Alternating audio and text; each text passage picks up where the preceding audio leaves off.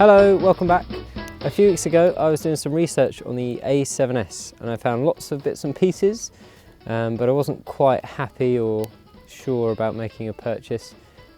So I thought I'd rent it. I rented this camera from Hire a Camera, excellent service as always. And yeah, so this is my review. Hopefully I cover everything you need to know before purchasing.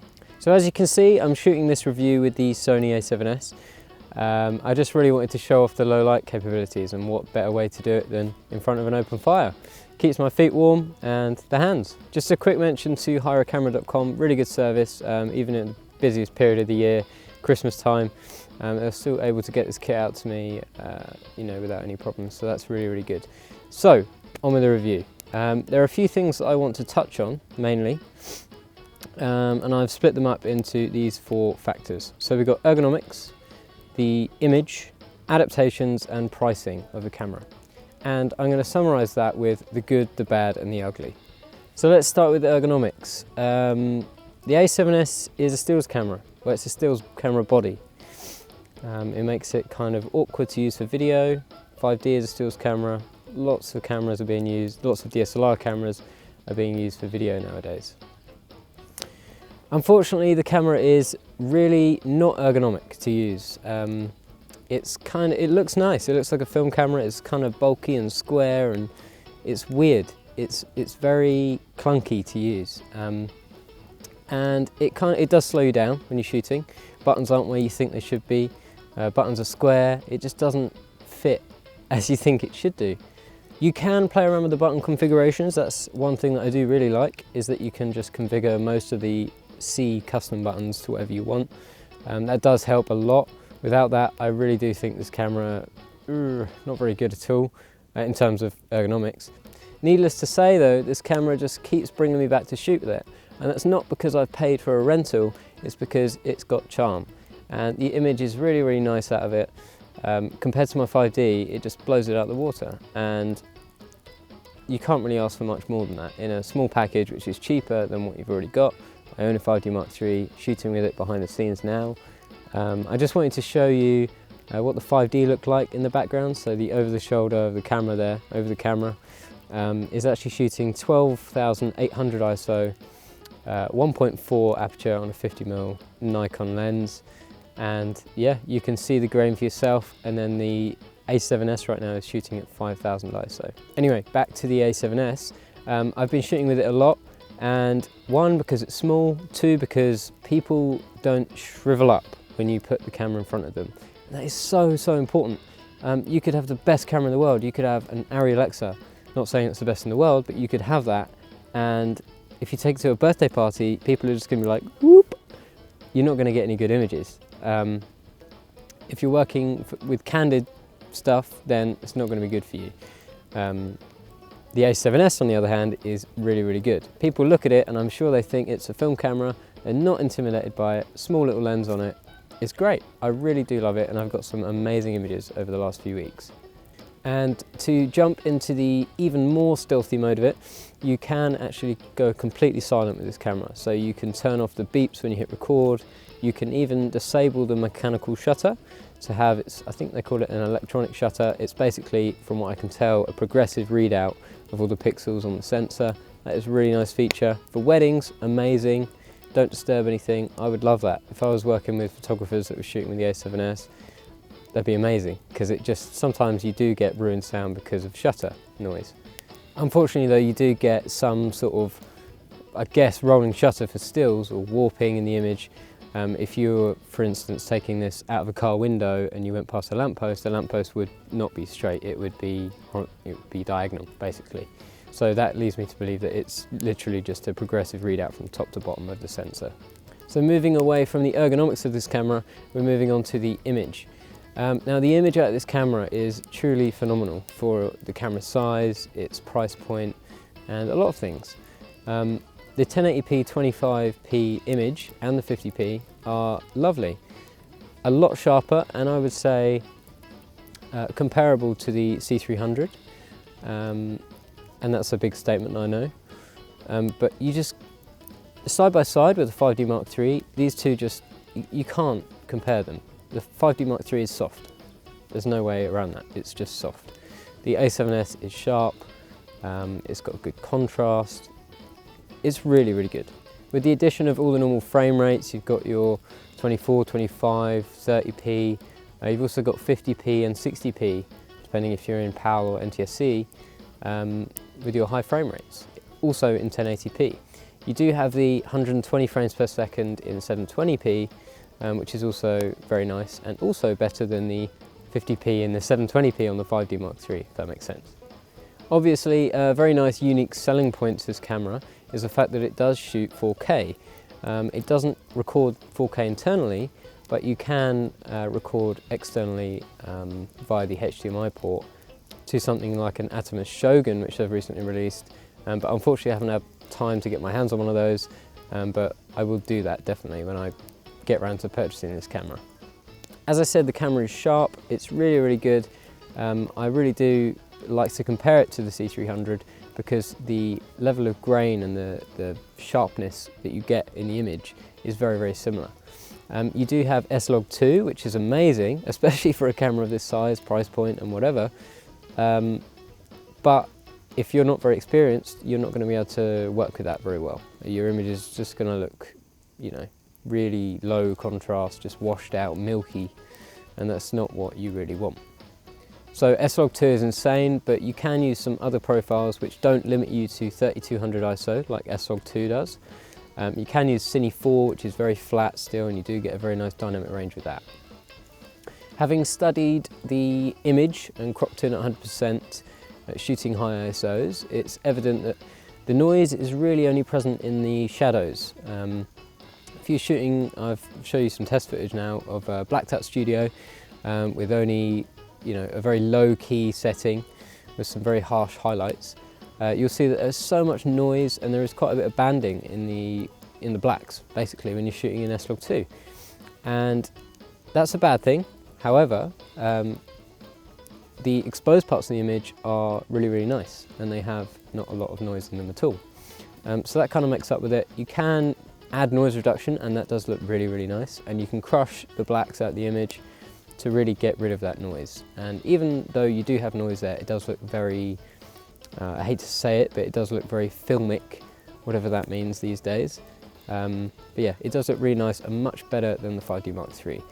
Being able to shoot at 40,000 ISO and basically shoot whatever you want in terms of exposure and light is just ridiculous. You can't do it with any other camera that I know of, and I'm sure there aren't any. It's just crazy. It opens up so many doors, it really, really does, because you no longer have to shoot wide open, 1.4 or 1.2. It's just an eye-opener. You're no longer limited by your camera, you're just limited by your imagination when it comes to low light. So moving on to adaptations, one of the biggest downfalls is that there aren't many E-mount lenses for the Sony system. Now that doesn't necessarily matter to me because I'll always be using EF lenses whilst I own this camera, but it does mean you have to use third-party adapters to get to the EF Canon mount. And most people are going to be using Canon, Nikon and probably Zeiss lenses as well, so you are going to need some sort of adapter on there to be able to use those lenses. So I opted for the Metabone Speed Booster, so it's EF to E mount, and I also picked up the adapter without the speed booster, so it's literally just an adapter with no glass in there, and it has the lens contacts, so you can control the aperture. Now, unfortunately, I've had no end of issues with these. First and foremost, camera sometimes does not turn on if the lens is attached, and also sometimes, a lot of the time, you can't actually control the aperture unless you disconnect the lens, put it back on, disconnect the lens, put it back on. It's just a bit of a nightmare sometimes. So what I find works best is if you, when you're turning the camera on with a Canon lens with contacts, disconnect it just slightly, turn it on, then reconnect it, and then just keep doing it maybe once or twice until you have control of your aperture. That seems to work for me, and I haven't had that trouble with any of the Nikon glass that I have that doesn't have contacts, the manual lenses. The Metabone Speed Booster is also very stiff to mount lenses on. I've seen some people complain about this. Maybe it's a bit hit and miss with how tight they actually are to get on, but I found this to be no problem at all. It just adds to the, it makes you feel like the lens isn't going to fall off, which is a nice thing. And it also, a snug fit means that you're not going to get any change in the distance between the lens and the sensor, which means your focus is basically going to be bang on. After some testing, I was mainly using the speed booster over the normal adapter, which means you basically have to enable the APS-C crop mode within the camera. And what that gives you is a smaller readout of the sensor, because the speed booster widens your field of view, basically. So to get around the vignetting, you have to go into APS-C mode. What this gives you is slightly bigger noise, not such a problem when this camera is so good at processing. And it also gives you evidently less rolling shutter compared to the full frame mode. I don't know why this is, it just is, and it works. So I'll most of the time, if not all the time, be using the speed booster. You can use the normal adapter without the speed booster and use the APS-C mode to gain more reach in your lenses, which is also really handy. At a click of a button, you can put basically an extender on which doesn't lose you any quality, any light, or your aperture, and it's just like having a smaller sensor, a cropped sensor. Another massive plus of the speed boosters, when they work, are that all your f4 lenses are f2.8.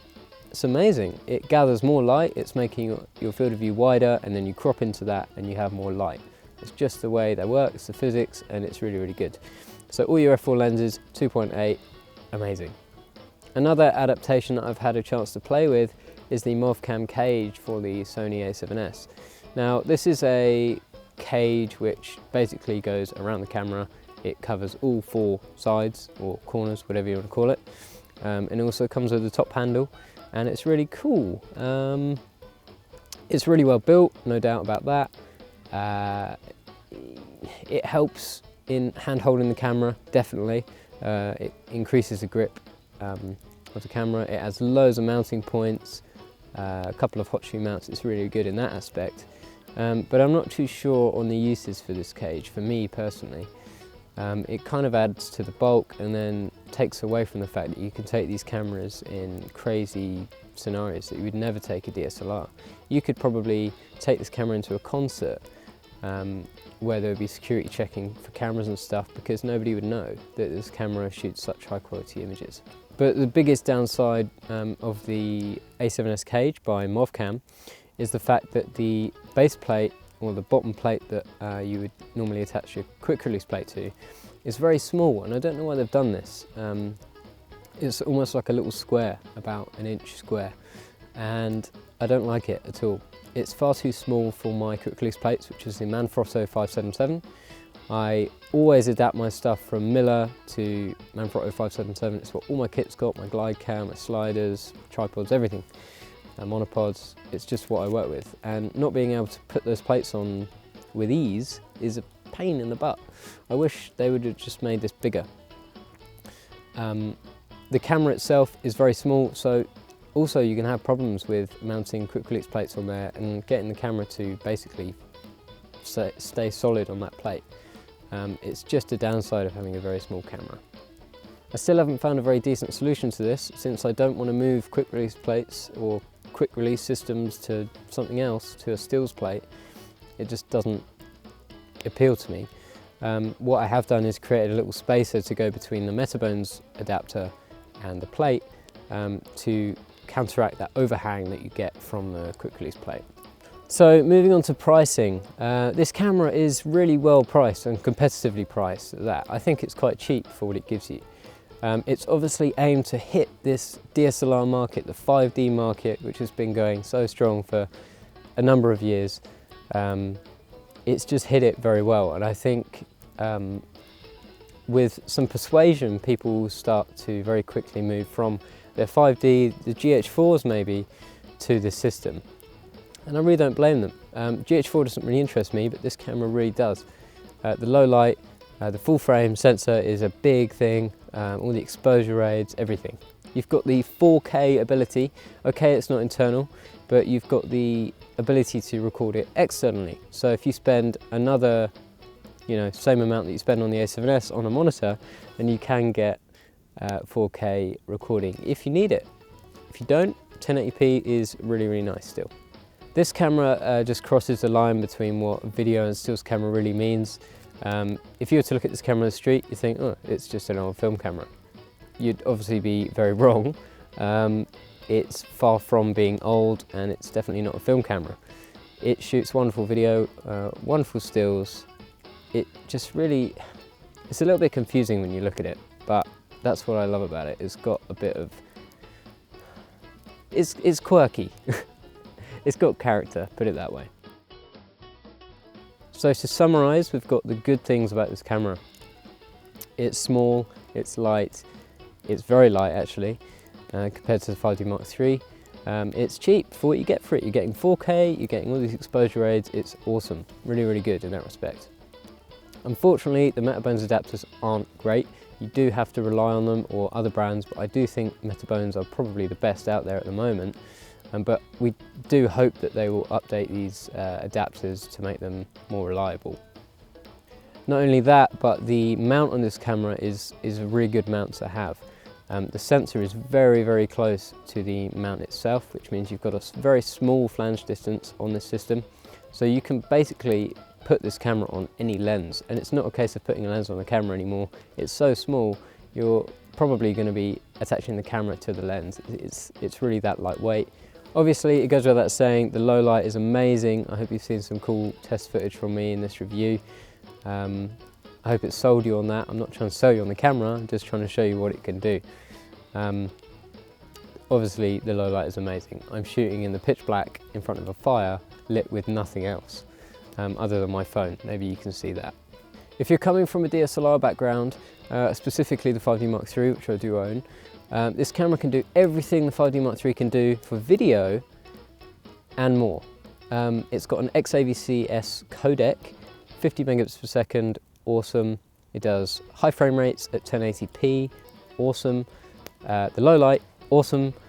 It's small, it's light, debatable. It's quirky, it's got character, it's got charm, really cool. Another cool little thing about this camera is it's got an electronic viewfinder. How cool is that? So you can put your eye up to the viewfinder, just like this, and you can see all of the displays and everything. You can see all of your adjustments in real time in the viewfinder. You can see your white balance and everything. It doesn't have a mirror, so you can't see, it's not a DSLR, it hasn't got a mirror in there. So that's really good in my opinion. You can hold this up to your eye, you can be shooting video and people think you're shooting stills. How cool is that for stealth? Weddings, candid stuff, street photography, it's just amazing.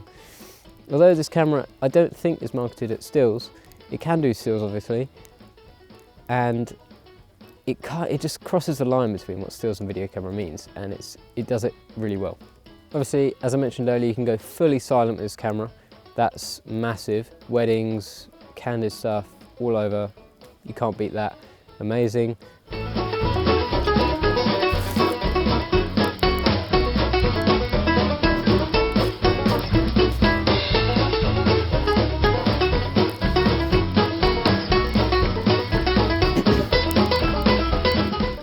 One of the things that I didn't think I would use at all on this camera were the Wi-Fi capabilities. Now, I'd seen a few people been posting some stuff straight from the camera on some websites like Facebook and Instagram, whatever.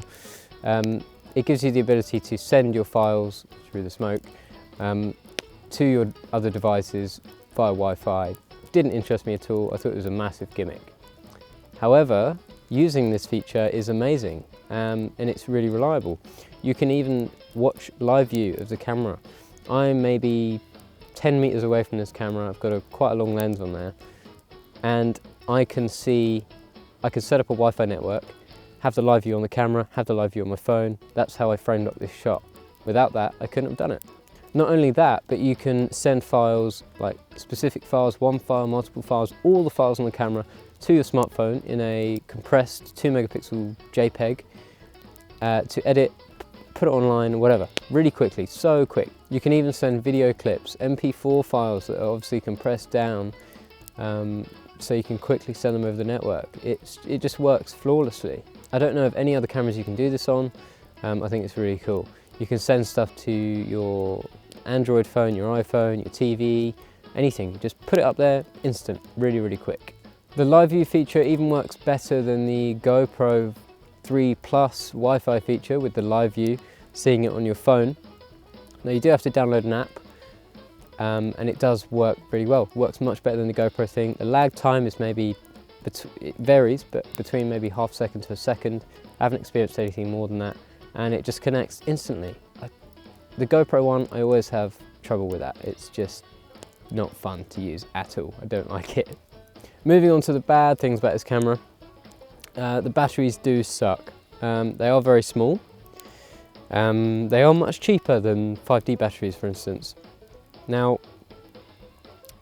it's a trade-off. You have all of these features, there's got to be somewhere the camera's going to fail or fall.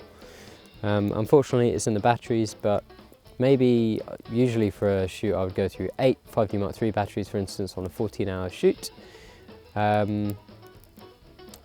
I would say 12 you would need for the A7S to do the same, and that's basically constant shooting. If not constant shooting, then you've always got the camera on, short breaks, that kind of thing. I'd say you could get away with 12. Always have a charger with you anyway, but 12 batteries would be good. A downside is no internal 4K, but you can't have everything, and I think all of the other features of this camera that you have just completely outweigh the fact that you can just record 4K externally. If you're shooting 4K, you're probably on big budget stuff anyway, or slightly bigger budget, enough to warrant having a rig and all that kind of stuff to put a monitor on, so it kind of does even out. Makes sense to me. Again, about the ergonomics, it's not the most ergonomic camera in the world. Buttons are square, camera is kind of, it's just quirky to use, but I do love it.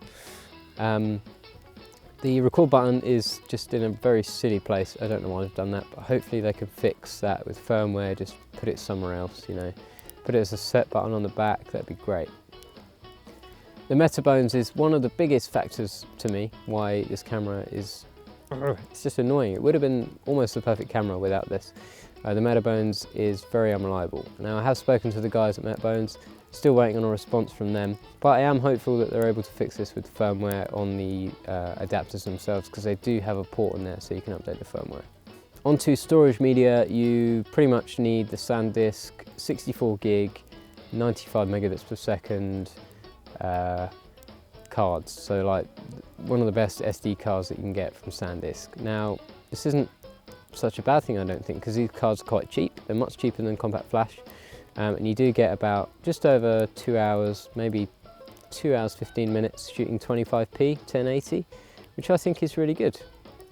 So finishing off the good, the bad with the ugly, depending on how you see it, this camera is quirky. You can't deny that. It's very strange to be shooting video at such high quality on a camera that looks like this. It's definitely not built for production, for video production. It really isn't. And you'll tell that as soon as you start using it. I think it's awkward, probably more awkward than other people think it is, but I still love it and I keep shooting with it and I will buy one. This camera is blocky, it's angular, it's awkward, it's quirky, it's all these different things, but I still want to shoot with it because it's so good. I enjoy shooting with it. I don't feel like an alien. It still feels like an extension to my body. I just haven't quite learnt where my fingertips are yet. It's a bit strange like that. But needless to say, I keep shooting with it and I love it. And I think it's just a trade-off that I'm going to have to live with. Personally, I think this camera is beautiful. It's beautiful to look at, it's beautiful to shoot with once you've got it set up, and the images out of it are beautiful. I hope you've enjoyed this review around this open fire on this very cold January evening. It's probably about 12 o'clock at night now and about -1 degrees. I don't know what that is in American money or whatever you call it over there, but yeah, thanks for watching my review. I hope that's helped you, and I hope you like some of the stuff you've seen me shooting on this camera. Thanks for watching.